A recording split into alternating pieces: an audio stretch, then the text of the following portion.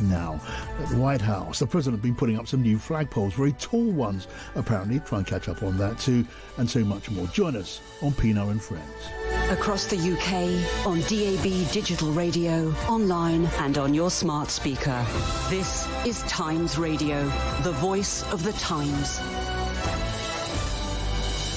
And we are now live on YouTube too, so you can watch us as well as listen and join in. Hope you do all of those things after the news with Stuart Whitty. John, thank you. Good evening. Donald Trump has told reporters he may or may not strike Iran, adding, "Nobody knows what I'm going to do." The US president is considering joining Israeli attacks on nuclear targets, calling for Tehran to surrender. Barbara Leaf is a former US ambassador in the Middle East. She told Times Radio about the advice the president will be receiving. The task of military commanders giving their best military advice to the president is not only to say, how can we do it, depending on the mission that he's asked for, but also give him more options and also tell him very frankly, here are the risks, here are the benefits, but especially the risks, because he has to be able to make such a fateful decision.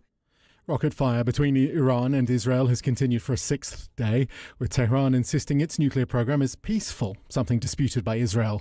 Lina Khatib of Chatham House told the World in 10 podcast it's a losing battle for Iran. In the past, frankly, the US has exercised a lot of restraint.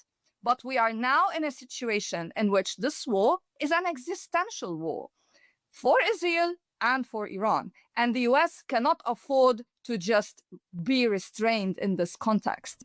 The Work and Pension Secretary has defended welfare reforms that aim to cut £5 billion a year from government spending.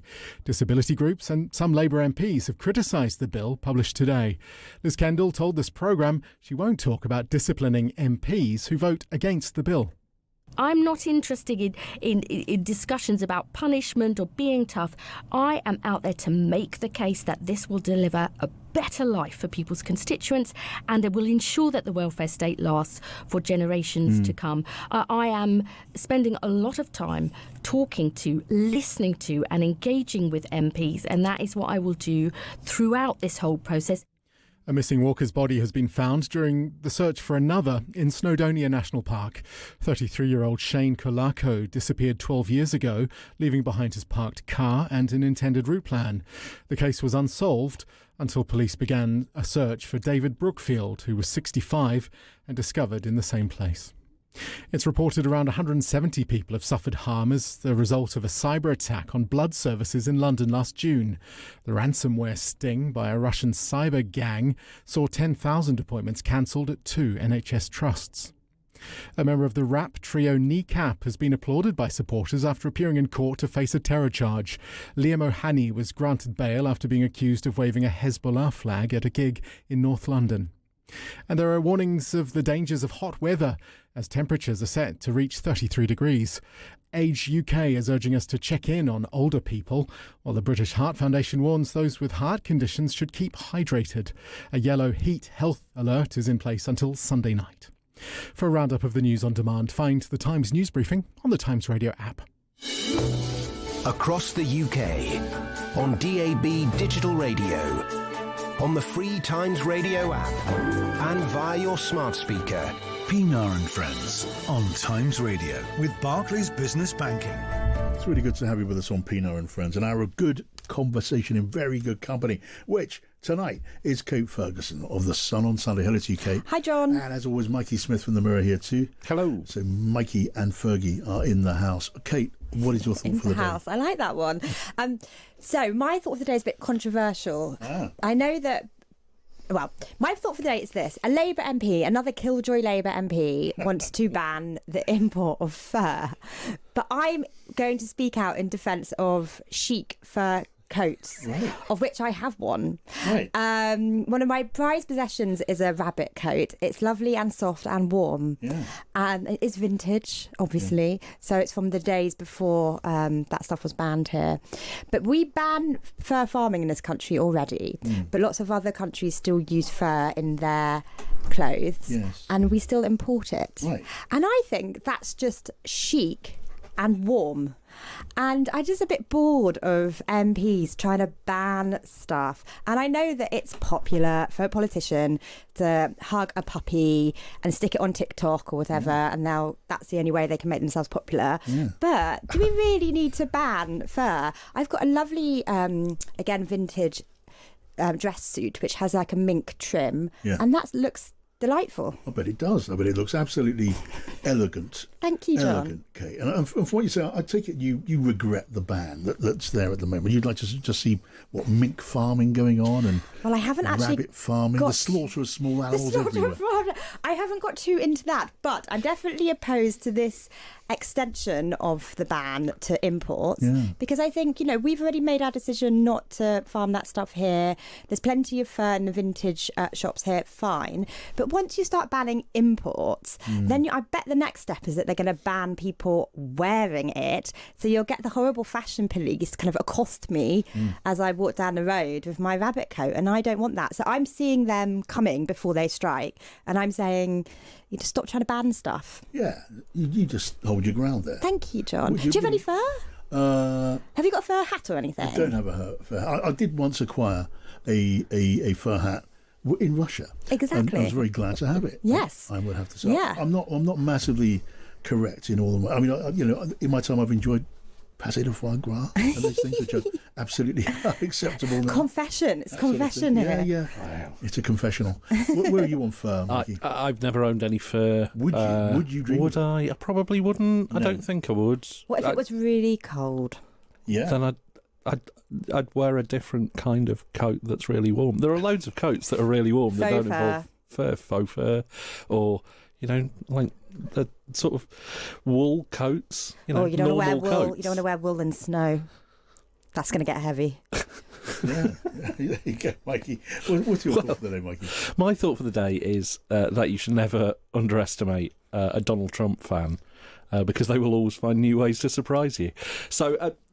As you may know, I was over in Washington over the weekend to see Donald Trump's tank parade, right? Which was both kind of weird, but it's weird seeing tanks rolling through the streets of a Western democracy, and also a little bit underwhelming because there weren't that many tanks. But watching it, while I was there, I was talking to the people who were watching it, and I talked to some people who were fairly sane, and then I found. I was welcomed into a group of people, one of whom had been to 112 Trump rallies since 2016, I guess. And there was another guy who was a 21-year Army veteran, and he said it was great that they were having a rally, showed real support for the troops. He also said that he thought Joe Biden had been executed for treason while he was in office and replaced with an actor in a mask, like in Mission Impossible. There was a lady there who said she wanted Trump for king and thought Trump would be the last president ever. There wouldn't be any more elections, and this is it now. And she thought that was a good thing. And she thought that was a good thing. Right. And then when we turned off, because I was filming this for the Mirror, and when we turned the camera off, she kind of sidled up to me and looked me in the eye and said, do you think Diana's really dead? Yes. To which I had to say to her, Ma'am, yes, I'm afraid she is. And she disagreed.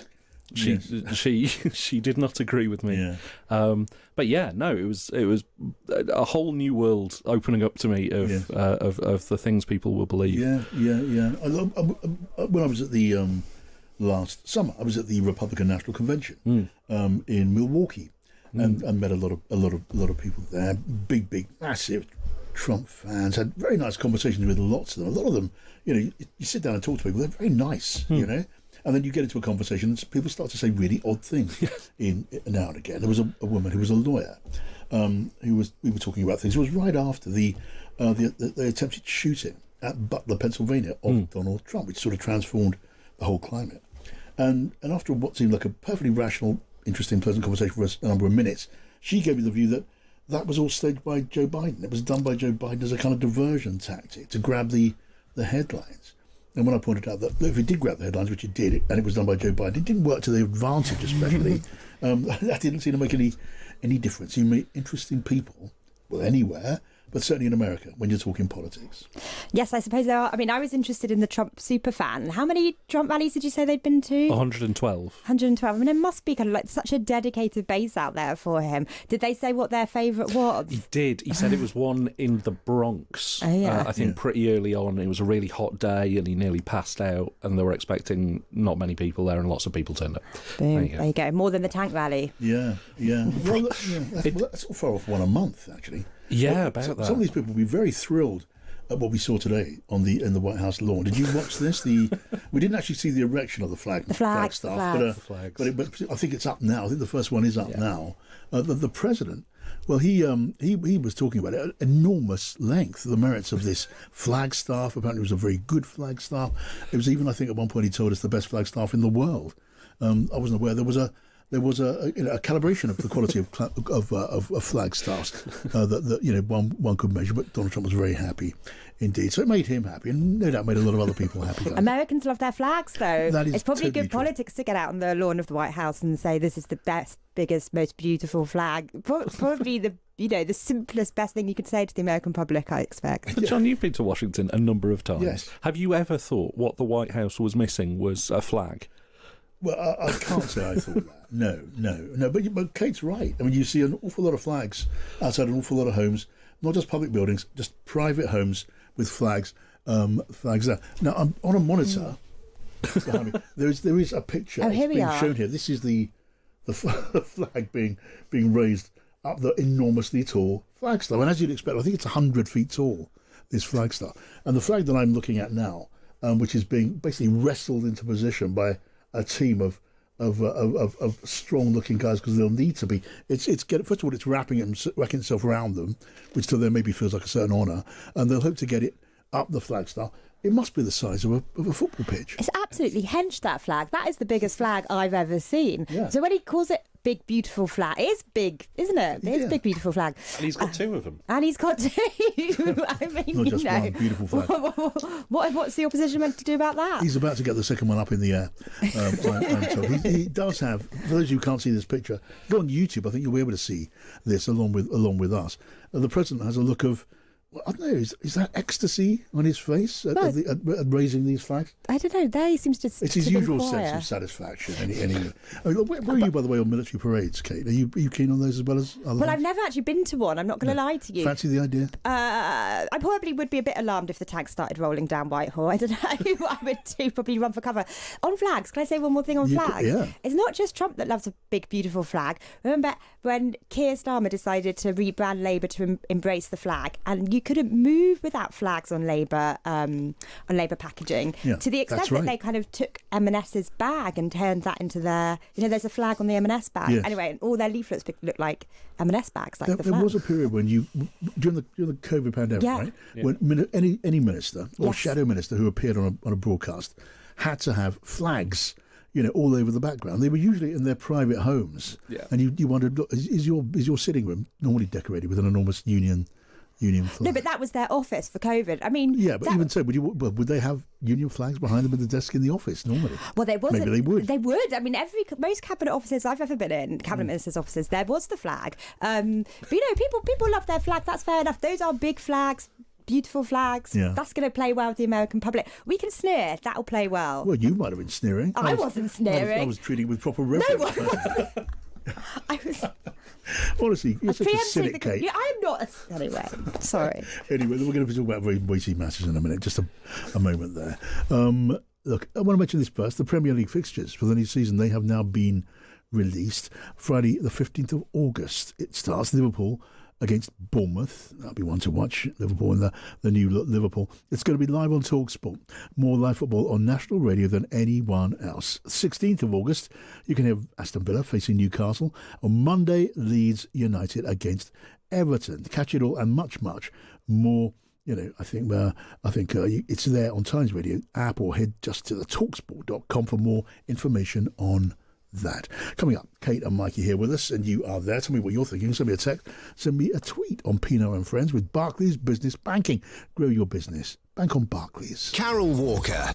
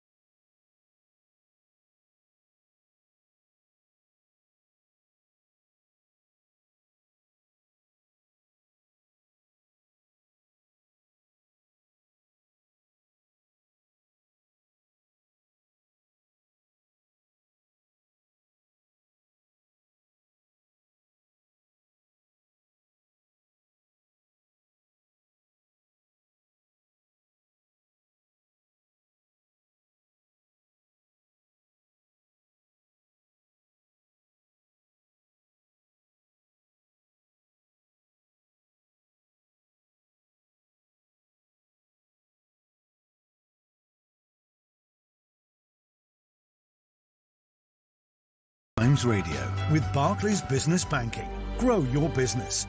Bank on Barclays. So, Kate Ferguson from the Sun on Sunday and Mikey Smith from the Mirror here with me and you there. Tell me what you are thinking. Let's talk about the crisis in the Middle East. We're waiting, aren't we, to see what President Trump's next step will be in this Iran-Israel war. You don't seriously think I'm going to answer that question? Will you strike the Iranian nuclear component?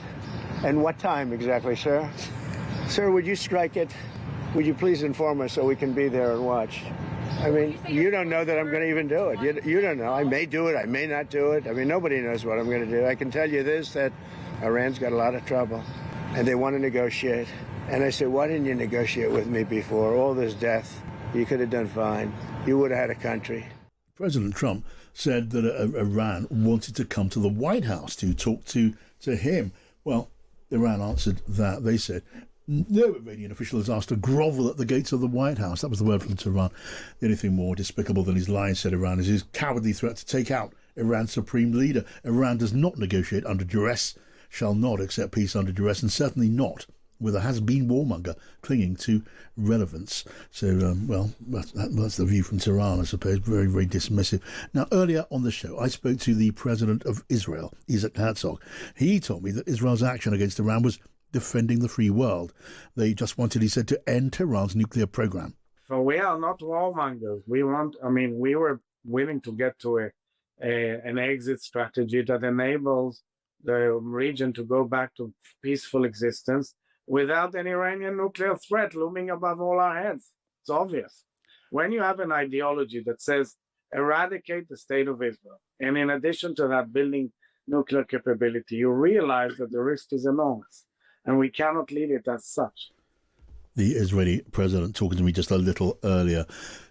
Mikey and Kate, first of all, what are your feelings about this now? And we, all of us, and have done for a long time, covered politics. A lot of the time we try, even have some notion of where a story is going, what might happen next. In this case, that sort of feeling is pretty much absent, and there's a feeling of helplessness watching it, which is reflected in the position of this country and others and our leaders. Yeah, I mean, in a way, it's summed up by that clip from Donald Trump himself saying, I might do it, I might not do it. No one knows. And it's true. No one knows, even his closest allies like the UK. So Keir Starmer's just got back from that G7 visit. Now, that's something Trump cut short because he went back to speak to his own defence advisors regarding things in the Middle East. And I think on the way back, he said, we don't think that America's going to get involved. And now we're in a whole new world and he's holding an emergency Cobra in case America get involved. So, it's that thing which we've talked about so many times with Donald Trump, where you just, the unpredictability of it, even his closest allies are playing catch up.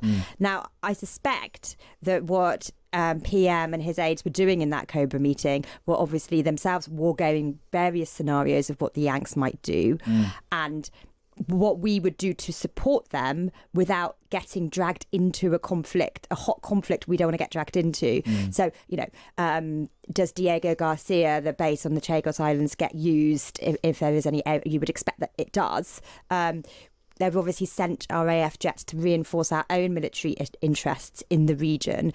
So I suspect, there's various scenarios of what the UK does to support the US while trying desperately not to get dragged in. But I have to say, while PM and Macron and whoever else calls for de-escalation, it just feels more and more irrelevant as, Iran and Israel are trading missiles and the US are kind of openly threatening to go in there and take out the supreme leader. It kind of feels like we're kind of complaining from the sidelines a bit. It feels a lot like that, doesn't it? It was quite revealing that, yesterday we had Keir Starmer in Canada saying he had just been sitting next to Donald Trump at the G7, sat there for a couple of hours. They talked about Iran at great length, and he said he came away with absolutely convinced that there was no move towards escalation going on, that they were on the same page. That was the phrase that he used. And almost at that moment, we got the president tweeting away on his own account, Xing away on his own account, tweets including X's including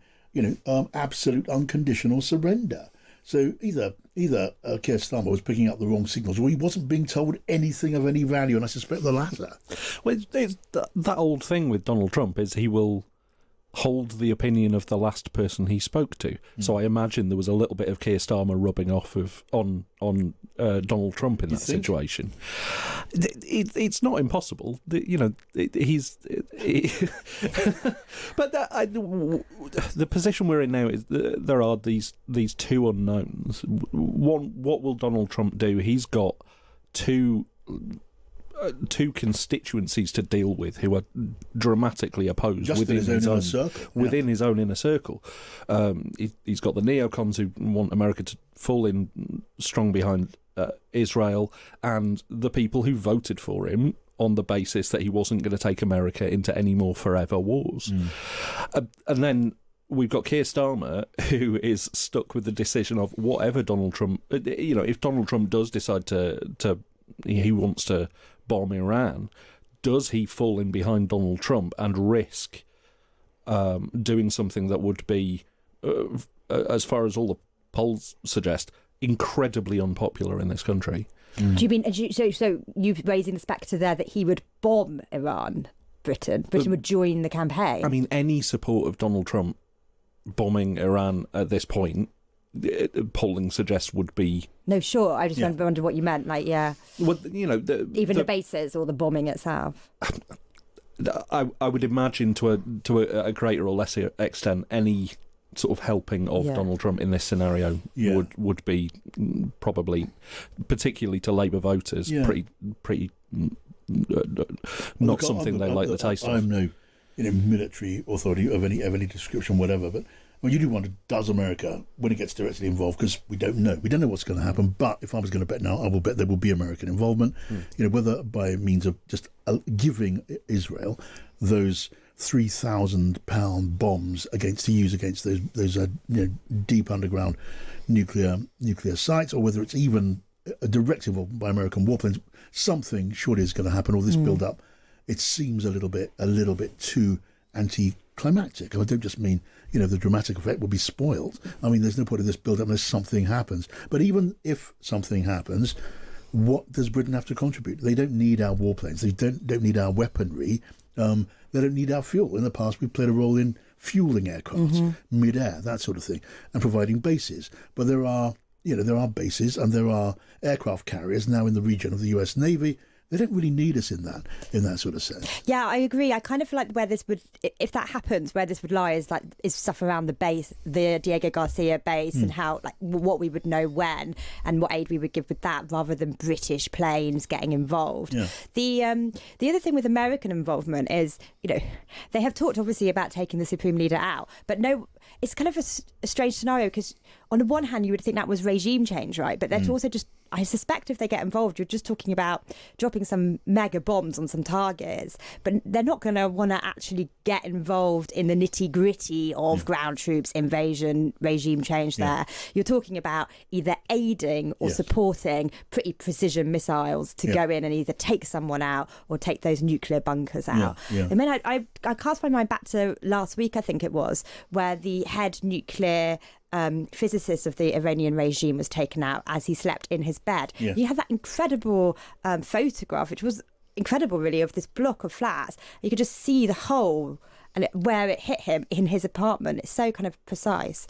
But so when we're talking about the US involvement, I agree with you. I suspect we see it, but it's not more entangled and protracted than that, I suspect. Yeah. I mean, what might British involvement look like? Because, I don't know, it's one thing to say, as we are saying now, we, the Prime Minister, the British government, are saying, now we're not engaged in this conflict now, and the implication seems to be they're not in a hurry to get engaged in all of this. But if it starts with American involvement and escalates, and that's perfectly possible, I don't know. I'm going to have to keep on saying I don't know, because I don't know. But escalation could take many forms. Look, conceivably, Iran could take the even more suicidal step of attacking other bases, and Britain is on its list of countries to hate. There's the vital sea traffic up and down the Straits of Hormuz towards the Suez Canal. Now, if that were to happen, then you've got a global interest, because the economy is going to be going to be hurting at that point. I mean, can Britain stay completely out of this? Well, I mean, first of all, it's worth saying, has there ever been a more cursed island location than Diego Garcia, politically speaking? Also, I mean, I think the problem Keir Starmer has is not only working out what they could or would do to help Donald Trump. It's if they don't want to, what are the consequences of saying no if he asks? Because we have got we've got all sorts of things tied up. That, you know, there are reasons we play nice with Donald Trump. There's all sorts of reasons that we want to stay on his good side.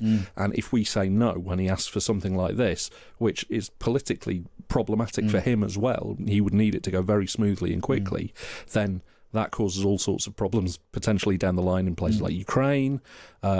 Potentially, you know, if we're still not quite, I know we've signed a piece of paper, but there are probably details of the trade deal that might need a little bit of smoothing out in the future. Yes. Well, as he said the other day, before this blew up in the way that it has since, he said, look, there's a deal now with the United Kingdom on trade, and they can rely on it. It's going to stay put. It's solid because I like them.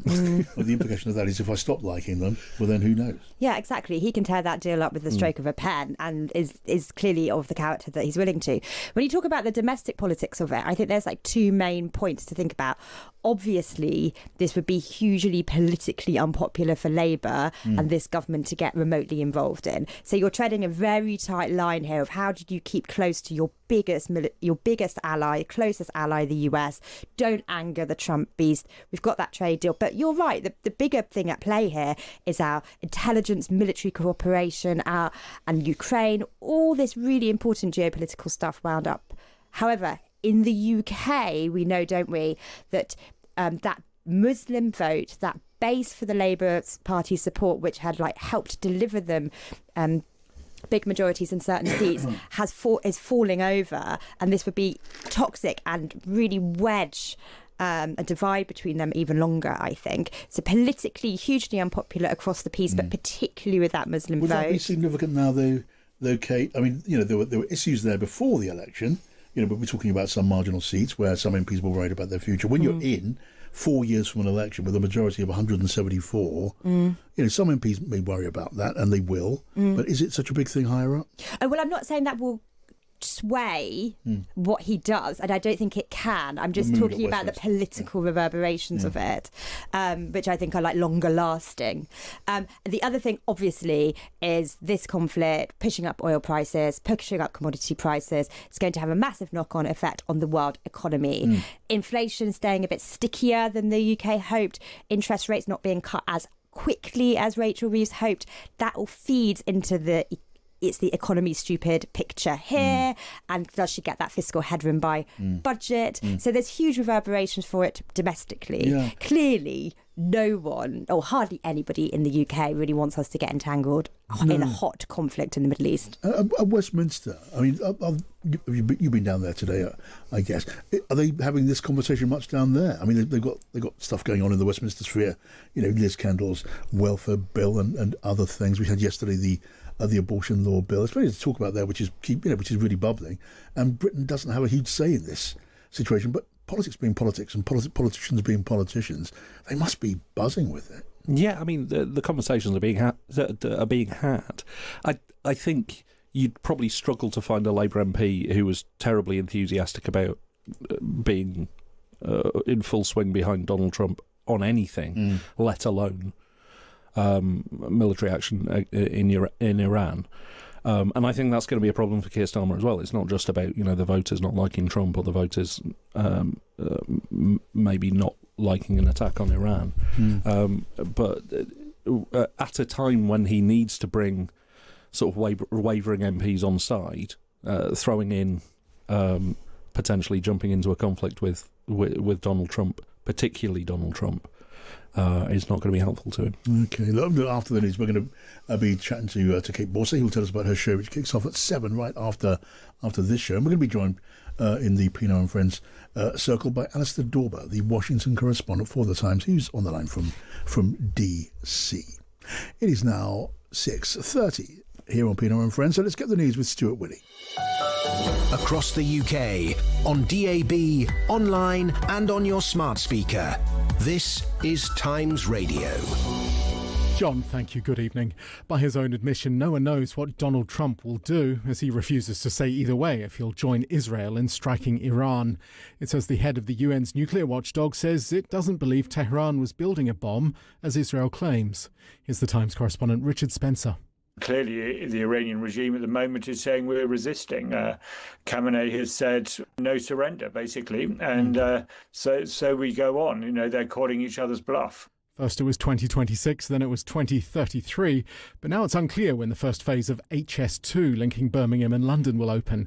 The high-speed rail line's been delayed again and called a mess by government, with the Conservatives admitting past mistakes.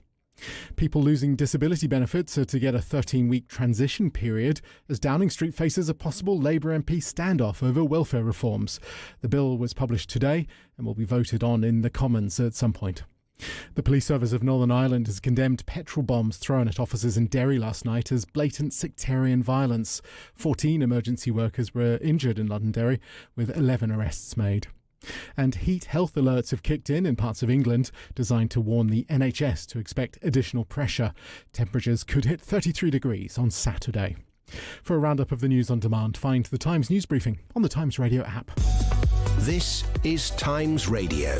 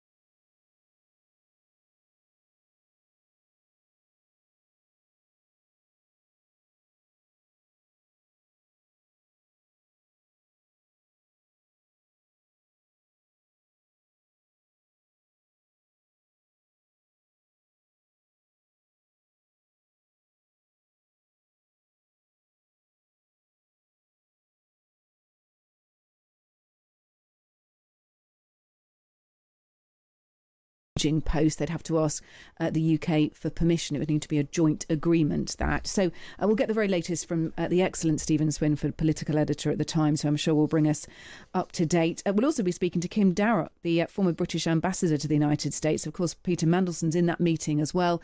We'll ask Kim Darroch to take us into the room as much as he imagines as we try and get an understanding of how Britain might respond and what they've been wargaming effectively as they look at different scenarios to support the United States, if, of course, Donald Trump requests that.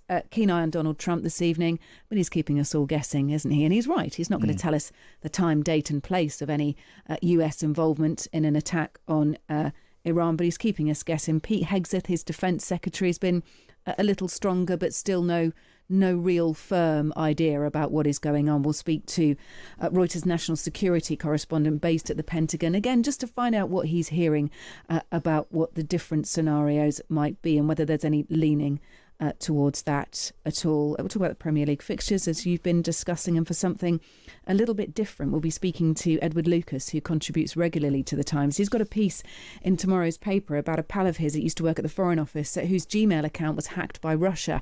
He'll tell us what happened and actually how there should be a little bit of faith by all of us that the West is finally fighting back, catching up against this sort of, whether you call it phishing, whatever it is technically, but having our email accounts infiltrated by Russia. They're starting to do the same towards Russia. That's what sort of to try and get a British handle. mischief in Moscow. Yes. Well, we heard John Healy tell us before the defence review that there's going to be a big build-up of Britain's cyber capacity, putting a lot of money into the sort of the people and the resources you need to do that. Yeah. We've been quite a long way behind on that, although technologically we're quite good at keeping up to speed. The resources that we have in this country for that kind of warfare compared to China, it's infinitesimal. Yeah, it certainly is, and a lot of that harnessed by our intelligence services and needs to be done so to a greater extent. We'll also be speaking to Jack Hill, by the way, for the photographer, the chief news photographer for The Times, who was in Calais last night, or the night before even, to witness French police tear-gassing migrants as they attempt to cross the channel. We'll just ask him for his first-hand account of what he saw. How involved did the French police get in what sort of appears to be, not action taken, but just a surveillance operation by Britain and France with little action. Of course, that situation's came up, didn't it, in Prime Minister's questions today? So it felt pertinent to speak to Jack to find out what is going on. Yep, loads there for us. As you say, we are watching, we are waiting. I mean, our listener Andrea writes in, stop the speculation, says Andrea. No one, least of all Trump, knows what will happen.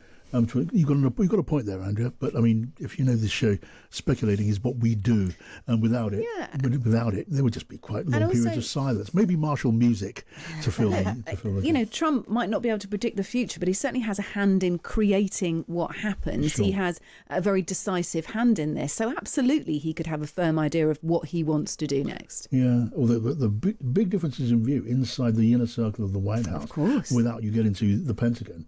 And then setting out, what can be done, how it might be done, and then the consequences, which frankly, as we keep on saying, nobody knows. A great piece by George Grills up on thetimes.com. He's interviewed Marjorie Taylor Greene, who's a fierce opponent of getting involved in this conflict. He actually spoke to her around a week or so ago. Yeah. But there's a great piece there that our listeners can enjoy. We'll speak further about that as well. But yeah, very much against getting involved, she said. Yeah, the fire-breathing Marjorie Taylor Greene. I'll make a point of reading that for sure. Here's another one of our listeners. Any suggestion for the UK to follow on and become involved in supporting the US and Israel and Iran would be a very hard sell to the public. As a former and now reserve member of the armed forces, I'd struggle to look myself in the mirror if I became associated with the actions of the IDF and their utter contempt for civilian victims in Gaza and most probably Iran. That was from our listener, Charlie DL. I wonder what you are thinking. I want to hear what you're thinking. Send me a text, 87222. Start with the word Times. Share your thoughts. Or a tweet to @Times Radio or a voice note. I keep on appealing for voice notes. I'd like to hear what you're thinking in your own voice. On WhatsApp from time to time, 0333 003 2353. The 40 show, Kate, from 7 o'clock. Now, I want to bring into the conversation our colleague Alistair Dorber, Times Washington correspondent, on the line, I think, from DC. Hello to you, Alistair. Hi, John.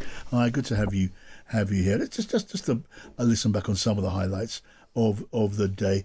Donald Trump's thoughts on what he might or might not do next. You don't seriously think I'm going to answer that question? Will you strike the Iranian nuclear component? And what time exactly, sir? Sir, would you strike it? Would you please inform us so we can be there and watch? I mean, you don't know that I'm going to even do it. You don't know. I may do it. I may not do it. I mean, nobody knows what I'm going to do. I can tell you this, that Iran's got a lot of trouble, and they want to negotiate. And I said, why didn't you negotiate with me before? All this death, you could have done fine. You would have had a country. Right, so Donald Trump, they're keeping everyone guessing. And there's maybe a certain amount of sense to that, Alistair. But you also wonder, I mean, what if they know there in the Oval Office what they want to do next? Because there have been some pretty sharp divisions of opinion. Yeah, I mean, that clip you just played there from Donald Trump, I mean, that clears it up, doesn't it? I mean, we're probably no further than we were 48 hours ago. There are divisions, not just within the Republican Party, but also within the upper echelons of the administration as well. There are those that just do not feel that America should be involved in a foreign war again. They point out there's this clash of intelligence, if you like, between what the Israelis say, the Iranians were very close to getting a bomb, and what the American intelligence community says, which is that they weren't. And that's obviously got echoes of 2003 in Iraq and going into a Middle Eastern country under false pretenses. We don't know what Donald Trump's going to do. He's got two, I think, in a very broad sense, two options. One is to bomb some of the nuclear sites that are buried deep beneath these Iranian mountains, not too far from Tehran. And then the other option, which is short of that, would be to join the Israelis in airstrikes on more conventional military targets, on political targets, as the Israelis have been doing. But the Israelis are doing quite a good job of that on their own, it seems. So I'm not quite sure what the value of the Americans joining that campaign would be. We are going to have to get a decision at some point from the White House. This sort of willy-won't-y sort of can't go on for too much longer, and we'll see. We do see some of the military build-up, though. There are going to be 3 strike carrier groups in the Middle East pretty soon. There's only one there at the moment. So there's certainly an idea that the Americans are moving quite a lot of military kit to the Middle East, but that doesn't necessarily mean that strikes will follow. Yeah, I mean, look, I'm no military expert, as I said earlier on, Alistair, but look, what, three you say military strike carrier groups? That's a lot of firepower. Does it seem like enough from what you see and pick up there that would be enough to do whatever America wanted to do? Oh, yeah, look, I mean, I think we mentioned a little bit before about Diego Garcia, the B-2 bombers, the bombers that carry these huge bunker-busting 30,000-pound bombs are within range of the targets in Iran. The more conventional warplanes, the F-18s, the F-16s, the F-35s, they're on these carrier groups and are ready to go. I mean, the US has already got a huge military presence in the Middle East, so the firepower's not there. Whether this is just a show of force to the Iranians and an indication that you need to stop, you need to get around the negotiating table. Maybe that's it. But again, the Israelis at the moment don't seem to want to stop, and there doesn't seem to be an end in sight. What the Americans do, we'll just have to wait and see. Yeah, and look, by what Donald Trump had to say about this time yesterday, I mean, just stopping attacking Israel probably wouldn't cut it. If he wants a unconditional surrender, we don't know quite what that means, but whatever else it means, it must mean, look, our nuclear program is over, and we want to show you that it's over. Yeah, I wondered about that. No one in the West wants Iran to get nuclear weapons. So no one's saying anywhere. No one saying anywhere wants that. It's a kind of medieval tyrannical state, deeply oppressive. So if you have these nuclear bunkers buried deep under the ground and say the US goes in with Israel, takes them out, I mean, would that be that controversial if you are just talking about a few precision strikes, in, out, get the job done? I mean, I don't know how controversial that might be among some of Trump's base, but if it's that targeted and finite, people can live with that, can't they? Yeah. Would you reckon, Alistair, would there be such a thing as a clean, clear win? Well, I think that's the problem. These weapons are very effective. The Americans are the only ones that have got them. But whether it will be a 100% success, I think it's doubtful. I mean, I think you'd then have to send in some sort of ground force to assess how much damage had been done and whether these facilities like Fordo have been put beyond use forever. So I don't think it's quite as clean as you send the bombs in, the thing blows up, and the whole thing's over, and we can go home. I think there's a sort of a more sort of technical, longer term analysis involved, which of course would involve I think some sort of boots on the ground. The other issue that a lot of people here are pointing out is, well, you destroy the nuclear facility.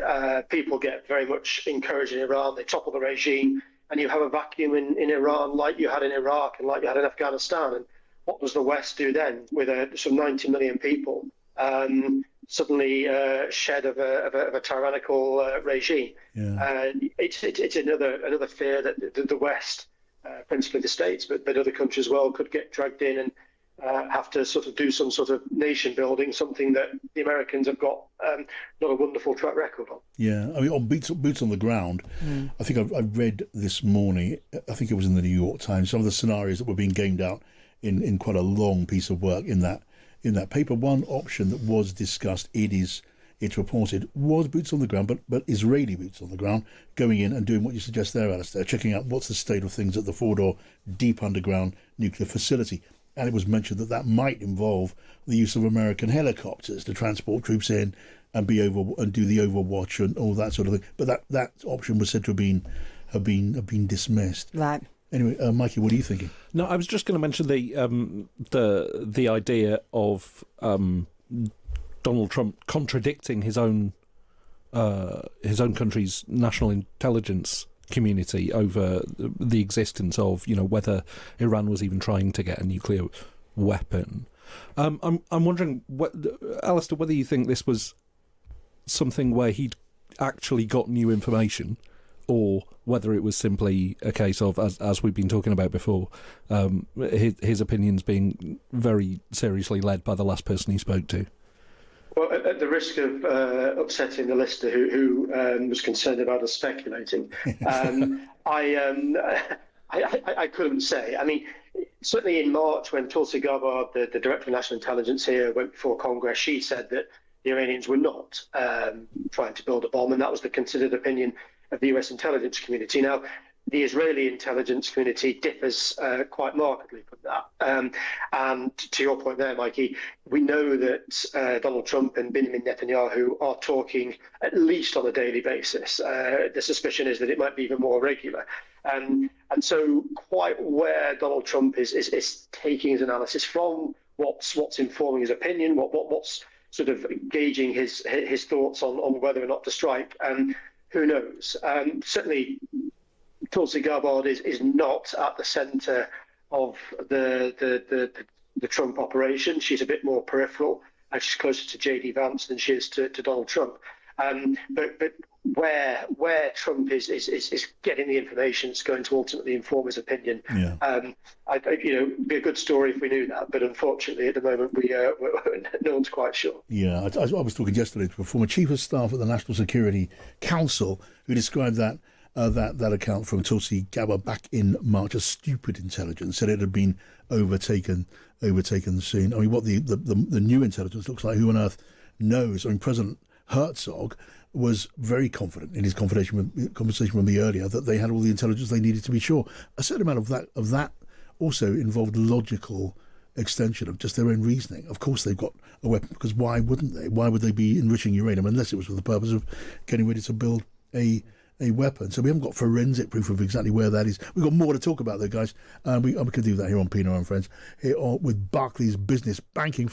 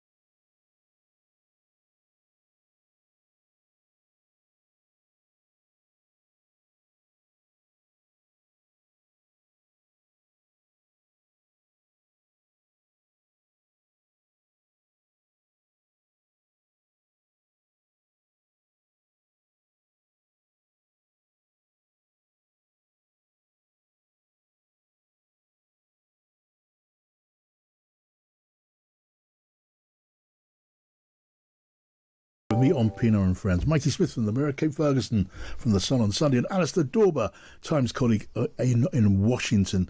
Good to have you all here, guys, and thank you for listening. I want to put your questions in. I wonder what's on your mind at this time. We're all, I guess, a certain amount of, somewhat educated guesswork going on, and also mixed in with a certain amount of entirely uneducated guesswork. And we don't know what's going to happen in the next 2 hours. Never mind tomorrow. But our listener, Alistair Dorber, our listener Amanda writes it and says, Trump's trying to figure out what will be best for Trump. Now, generally, that's not a bad presumption, but it's not clear here, and I think you touched on this earlier on, Kate, what will be best for Trump. Yeah, exactly. I mean, look, Trump has his best interests at heart, also the presumably the best interests, what he thinks are the best interests of the American people, and American interests. That he is close to Benjamin Netanyahu. He is very clear. No one wants Iran to have these nuclear weapons. I think the question is that he's weighing up is clearly there. American might, and not just its military might, what it can add militarily to the attacks, but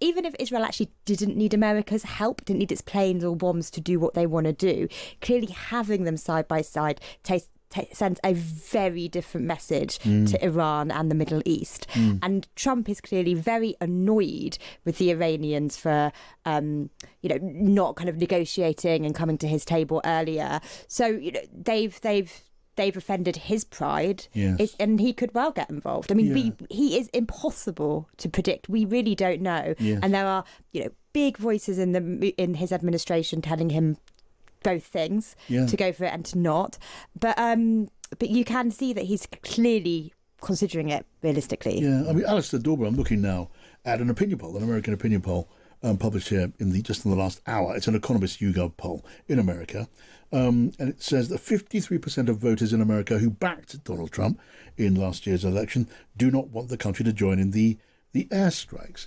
And another poll a little bit further back in April found 8 out of 10 Americans favoured diplomatic solutions or tightening economic sanctions to limit Iran's nuclear work. So, I mean, those polls are going to be recognised. They're going to be heard by Donald Trump. He's aware of American public opinion and of his base. He knows, Alistair, that the MAGA family, as it were, are split on all of this.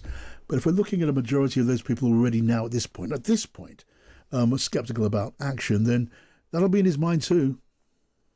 I'm absolutely certain you're right. I mean, if anything, 53% seems quite low. The idea that half of Republicans who voted for him would back airstrikes seems to me to be quite a large number. As Kate said, it's impossible to predict what Donald Trump's going to do, but you can also see the temptation from this point of view. Iran's been a thorn in America's side since the 1980s in the Iran-Iraq war. Iran's nuclear ambitions have been a problem for successive US presidents. The Americans are the only ones that have these huge bunker-busting bombs that could do the damage that is possibly necessary. Donald Trump, I think, would quite like the idea of being the president who finally put to bed the Iranian regime's nuclear ambitions, has saved Israel from the regional threat, has even possibly toppled the theocratic regime in Tehran. I can see that's all very attractive. I mean, Donald Trump might see that as a sort of, quite an attractive foreign policy legacy to have finally put an end to the threat posed by Iran. But like you say, he's got the midterms next year to think about. He's got wafer thin majorities in both the House and the Senate. Of course, he doesn't have to run for the presidency again. But in order to get anything done in the last 2 years of administration, he needs Congress to be on side. So all these are factors, all these are ingredients, if you like, in the cake that he's making. And we'll who knows? I mean, as we've said in various ways different already, we don't know where we're going to be in 24 or 48 hours' time. For what it's worth, I think that a strike is probably now less likely than it was 24 hours ago. I mean, I might be eating humble pie on Why that. do you think that, Alistair? Because he flew back from the G7 very quickly at the last minute. He arrives back in Washington at 5:30 in the morning. He arrives in the Situation Room. He speaks to his military commanders, his political advisors, his security experts, and still we're not any closer. The Israelis are doing, it seems, an effective job of destroying Iran's military, sort of conventional military infrastructure, its communications networks, and so on and so forth. The test really does lead to this nuclear capability, and if there are doubts in the intelligence community as to just how far along that is, then I wonder whether that might be playing on Donald Trump's mind. That's really an interesting view. I mean, so if the American big bombs are not going to be given to Israel or dropped by America on that deep underground site, then America's left with Israel is left with its other options, which is to carry on with rather lighter weaponry. And the Herzog was saying to me earlier on, they've got their own methods. He said that sort of Delphically, there's more than one way to skin a nuclear bunker. But he didn't sort of go into what that might be. And it did. You do see by discussed by people who know certainly more than me, which I admit is not. I know almost nothing. But if it's up to Israel, that process could take a very long time, a process of weeks or months. And during all of that time, is President Trump sitting on his hands? I just wonder, because being so deeply immersed now, sending these war warnings to Iran, come to the table or else, you'll see nothing like you've ever seen. Can you just go on saying that sort of thing without backing it up? Yeah, I mean, I think he'll want to. I think he'll want to prove that that he's got teeth as well as talk. Yeah. But I thought that's interesting because I don't know that either. Like without these big American bombs, how long can the Israelis do it? How long does it take? I don't know, but that would be interesting to find out about. But yeah, I guess there's an element of he's ratcheted up. He's put so much military resources in the area. He's kind of started to talk big. I suspect we'll find out in the next, as you say, 24, 48 hours. It will need to come to some kind of decision. Yeah. I think the other we're always trying to, mystically divine the motivations of Donald Trump. One that I'm always fascinated by is the theory that most of Donald Trump's foreign policy is aimed at getting him a Nobel Peace Prize, which Barack Obama got before him, and he was furious about, and it was one of the reasons he ran for a second term. And I've always got in the back of my mind, he's super, super annoyed about this sort of developing as it has. He's already annoyed with Russia and Ukraine developing as it has, and it feels a bit like that Nobel Prize is sort of slipping out of his grasp, and he's. I'm sure it's in the back of his mind when he's making his decision about what he's going to do next. Legacy. It obviously is important to him. Sure, that's true too. Look, let's just break away from that now, and maybe just lighten things up, because why not? It's not a bad idea. We were talking earlier on, guys, about the 100-foot flagpole, even taller than that. Two of them erected on the White House lawn amid enormous ceremony by the president and a team of hard-hatted flagpole erectors and other senior dignitaries. Remember back then, not that long ago, when he announced this exciting addition to the decoration of the White House. We're putting up a beautiful, almost 100-foot tall American flag on this side and another one on the other side, two flags, top of the line. And they've needed flagpoles for 200 years. It was something I've often said, they don't have a flagpole per se. So we're putting one right where you saw us, and we're putting another one on the other side on top of the mounds. Well, today was the day. And I've always said, why doesn't it have a flagpole from the grass? They call it a flagpole from the grass. They have a little one on top, very little one. This is about the largest you'll ever see, and it's tapered. It's at a quality that you guys rarely get to even put up. They do that for a living. They're incredible people. I don't know them, but I love them. And I would bet that they all voted for Trump. I mean, I don't know for a fact, but I think so. But we're about to lift it, and we also have one going on what's called the front or the north. We have one going there, identical. In this case, we had a lot of choices, putting it on that hill, putting it different places. It's such a beautiful pole, we thought we'd put it near. I mean, it always looks best when it's near. At Doral, I put it right near. I have a similar pole. And these are the best poles anywhere in the country, or in the world, actually. Best in the world. I can honestly say I've never heard anyone so excited about a flagpole, let alone two. Alistair Dorber, you're still with us. Did you have the privilege of witnessing this event? Unfortunately not, John. I didn't. I've got to confess, I now regret not being there. But I didn't realise that flagpole erectors were held in such high esteem. Maybe that's something I can, if this all goes wrong, maybe I can look to flagpoles my next career. Well, just as we consider attacks on Iran.